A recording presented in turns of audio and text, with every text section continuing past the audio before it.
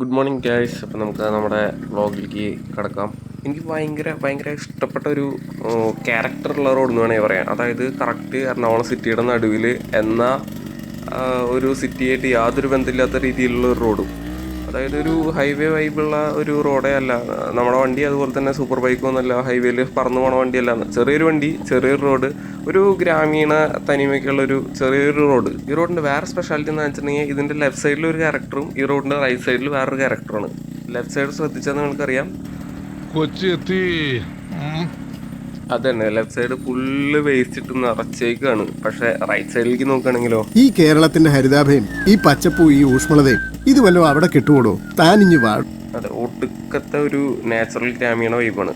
പക്ഷേ ചില സമയത്ത് നിങ്ങൾക്ക് ഭാഗ്യം ഉണ്ടെങ്കിൽ വന്നിട്ടുണ്ടെങ്കിൽ ഈ സൈഡ് ഫുള്ള് മഞ്ഞ് കയറി കിടക്കണം കാണാം. അതായത് റോഡ് പോലും കാണാത്ത രീതിയിൽ ഫുള്ള് മഞ്ഞ്, റോഡിൽ കുഴി ഏതാ റോഡ് ഏതാണെന്ന് മനസ്സിലാവില്ല, അങ്ങനെ മഞ്ഞ് കയറി കിടക്കുന്ന ഒരു റോഡ് കൂടിയാണ്. ഇപ്പം മഴയൊക്കെ കഴിഞ്ഞ് ഇപ്പോഴത്തെ ക്ലൈമറ്റ് നല്ലൊരു അടിപൊളി ക്ലൈമറ്റാണ്.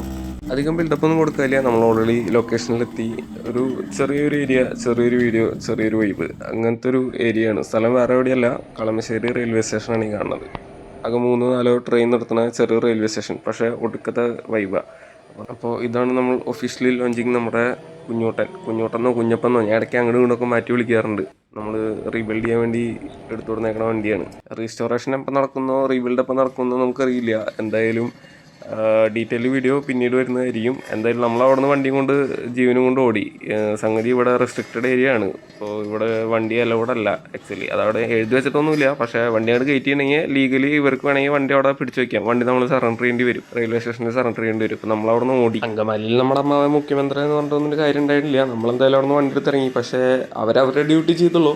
നമുക്കത് രാവിലെ തന്നെ പേടയില്ലേ, ഇനി പ്രതികാരം നടത്താണ്ട് പറ്റില്ല. ഈഗോ ഹേർട്ട് ആയതാ. ശരി, ഇവരുടെ പ്രിൻസസിൻ്റെ പുറത്ത് പോയിട്ട് നമുക്ക് വീഡിയോ എടുക്കാം. ട്രെയിനല്ലേ, പുറത്തേക്ക് വരുമല്ലോ, സ്റ്റേഷൻ്റെ പുറത്ത് വരുമല്ലോ എന്നും പറഞ്ഞ് നമ്മൾ അടുത്ത ലൊക്കേഷൻ തപ്പി ഇറങ്ങി. അവിടുത്തെ സ്റ്റാഫിനെ കുറ്റം പറഞ്ഞിട്ട് കാര്യമില്ല കേട്ടോ. ജസ്റ്റ് ലാസ്റ്റ് വീക്ക് ഏതൊരു വണ്ടി പ്ലാറ്റ്ഫോമിലേക്ക് ഇടിച്ച് കയറിയിട്ടുണ്ടായിരുന്നു എന്ന് പറഞ്ഞേ. നമുക്കെന്തായാലും അപ്പുറത്തന്നെ ലൊക്കേഷൻ കിട്ടി. ട്രെയിൻ ഇതിൽ കൂടെ പാസ് ചെയ്തു. നമ്മൾ കുറേ നേരം വെയിറ്റ് ചെയ്ത് നോക്കി. ജ്യോതിയും വന്നില്ല, തീയും വന്നില്ല, ഒരു മണ്ണാങ്കട്ടിയും വന്നില്ല. ഇന്നും അടുത്തപ്പോൾ ഒരു കാര്യം നമ്മൾ തീരുമാനിച്ചു, പ്രതികാരം നാളെ ചെയ്താൽ മതിയാ. അപ്പോഴേക്കും സമയം 7 മണിയായി. സ്വാഭാവികമായിട്ടും വിശന്ന് തുടങ്ങി. അപ്പോൾ നെക്സ്റ്റ് അടുത്ത വൈബ് പിടിക്കാൻ പോയി. ഇതവിടെ അടുത്തുള്ളത് തന്നെയാണ് ഒരു പഴയ ഒരു തട്ടുകട സെറ്റപ്പ്, നമ്മുടെ നൊസ്റ്റാൾജിയ ഉണർത്തുന്ന ഒരു കട. മഴയുടെ ആംബിയൻസിന് എപ്പോഴും കട്ടൻ ചായയും പരിപ്പൊടിയാണ് ബെസ്റ്റ്. പക്ഷെ നമ്മളിന്ന് പുട്ടും സ്ട്രോങ് മധുരം കൂട്ടിയ ചായയാണ് ട്രൈ ചെയ്തത്. അത് കഴിഞ്ഞ് നമ്മളവിടെ നിന്ന് പെട്ടെന്ന് തന്നെ ഇറങ്ങി. ഒരു ചെറിയ കൊച്ചു കവല സെറ്റപ്പ്. അവിടുത്തെ ഇൻഡിപെൻഡൻസ് ഡേയുടെ ഭാഗമായിട്ട് അവിടെ അരങ്ങും കാര്യങ്ങളൊക്കെ കെട്ടി സെറ്റാക്കുന്നുണ്ട്. എല്ലാ ടീമും ഉണ്ട്. നമ്മളെന്തായാലും അവിടെ നിന്ന് അപ്പം തന്നെ വണ്ടി എടുത്ത് സ്കൂട്ടാവുള്ള പരിപാടി നോക്കി. എന്തായാലും സംഗതി ഞാൻ എന്താ പരിപാടി എന്ന് വെച്ചിട്ടുണ്ടെങ്കിൽ, വണ്ടി അതായത് സൂര്യൻ അസ്തമിച്ചിട്ടേ നമ്മൾ പുറത്തേക്ക് ഇറക്കാറുള്ളൂ. അതുപോലെ തന്നെ സൂര്യൻ ഉദിക്കണേക്കാളും മുന്നേ വണ്ടി ഷെഡിൽ കയറ്റുകയും ചെയ്യും. അങ്ങനെ ഒരു ക്യാരക്ടറുള്ള വണ്ടിയാണ്. അതെന്തുകൊണ്ടാണെന്ന് ഞാൻ ഡീറ്റെയിൽ ആയിട്ട് അടുത്ത വീഡിയോയിൽ പറഞ്ഞുതരാം. പിന്നെ ഇൻഡിപെൻഡൻസ് ഡേ ഒക്കെ ആണല്ലോ, പിന്നെ ഒരു വണ്ടിക്ക് അത്യാവശ്യം ഫ്രീഡം ഒക്കെ കൊടുക്കണ ഒരു കൂട്ടത്തിലെ ഫാമിലിയിലാണ് നമ്മളും. അപ്പോൾ ഇന്ന് വണ്ടി ഒന്ന് എന്തായാലും പറക്കട്ടെ എന്ന് വിചാരിച്ചു. കുറേ കാലമായി വണ്ടി ഷെഡിലൊക്കെ ആയിട്ട് ഇരിക്കുന്നു. എന്തായാലും ഞാൻ വണ്ടിയുടെ സൗണ്ട് വീഡിയോ പോലെ ഇതിലൊന്ന് ആഡ് ചെയ്യാം. എനിക്ക് ഈ RX-നെ പറ്റി വലിയ ധാരണയില്ല. ഇതിൻ്റെ സൗണ്ട് കേട്ടിട്ട് എന്താണ് ഇതിൻ്റെ ഒരു കണ്ടീഷൻ. ഇപ്പോൾ സൗണ്ട് കേട്ട് പറയണ പുലികളുണ്ട്, നമ്മുടെ വ്യൂവേഴ്സിനുണ്ടാവേക്കാം. ആരും കാണാറില്ല ചാനൽ, എന്നാലും പറയാണ്. അപ്പോൾ അങ്ങനെ ആരെങ്കിലും ഉണ്ട് ബൈ ചാൻസ് നിങ്ങൾ ഈ വീഡിയോ കാണുകയാണെന്നുണ്ടെങ്കിൽ നിങ്ങൾക്ക് ഈ സൗണ്ട് കേട്ടിട്ട് എങ്ങനെയുണ്ടെന്ന് പറയും.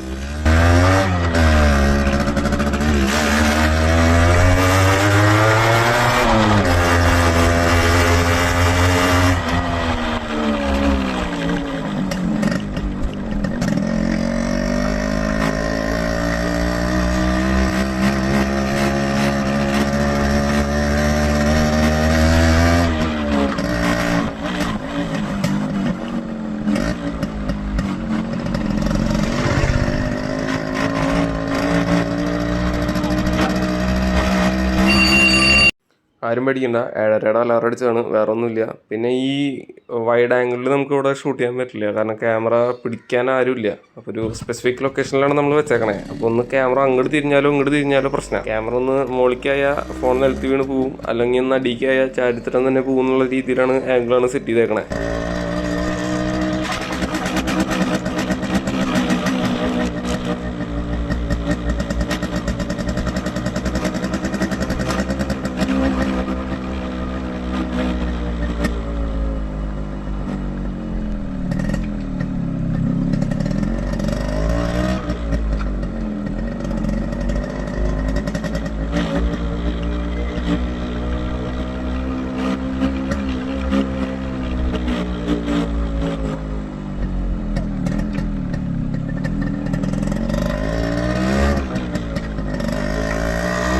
അത്രയുള്ള നമ്മുടെ ചെറിയൊരു വീഡിയോ, നമ്മുടെ ഫസ്റ്റത്തെ വ്ളോഗ് കണ്ടൻ്റാണ്. അപ്പോൾ നിങ്ങളുടെ വിലയേറിയ അഭിപ്രായങ്ങൾ കമൻറ്റ് സെക്ഷനിലോ അല്ലെങ്കിൽ പേഴ്സണലായിട്ടോ അറിയിക്കാവുന്നതാണ്.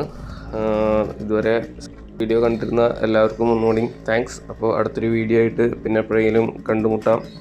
അപ്പോൾ അതുവരെ വീണ്ടും ഹാപ്പി ഇൻഡിപെൻഡൻസ് ഡേ. സേഫായി ചില്ലായിട്ടിരിക്കുക. ബോലത്താരര ബൈ ബൈ.